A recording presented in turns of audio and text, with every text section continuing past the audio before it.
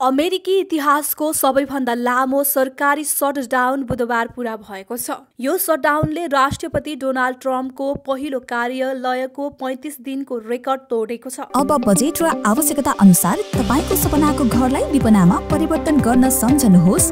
Tamir consultant and construction private limited, Mahendra Chowk, Biratnagar. कांग्रेसले गत September 30 सम्म बजेट पारित गर्न असफल भएपछि सरकारी कोष रोकिँदै आएको छ। यसले संघीय निकायहरूदेखि सर्वसाधारणको दैनिकीसम्म गम्भीर असर परेको छ। सरकारी कार्यालय ठप्प हुँदा अत्यावश्यक खाद्यान्न र सहायता पठाउन कठिनाई भइरहेको छ। हाल 14 लाख भन्दा बढी संघीय कर्मचारी एयर ट्राफिक कन्ट्रोलदेखि राष्ट्रिय पार्कका वार्डनसम्म तलब बिना काम गरिरहेका छन् वा जबरजस्ती बिदामा बस्न बाध्य भएका छन्। मध्यरातमा रेकर्ड तोडिनु अघि नै ट्रम्प प्रशासनले आगामी 7 दिनभित्र हवाई सेवा पूर्ण रूपमा अव्यवस्थित हुन सक्ने चेतावनी दिएको थियो।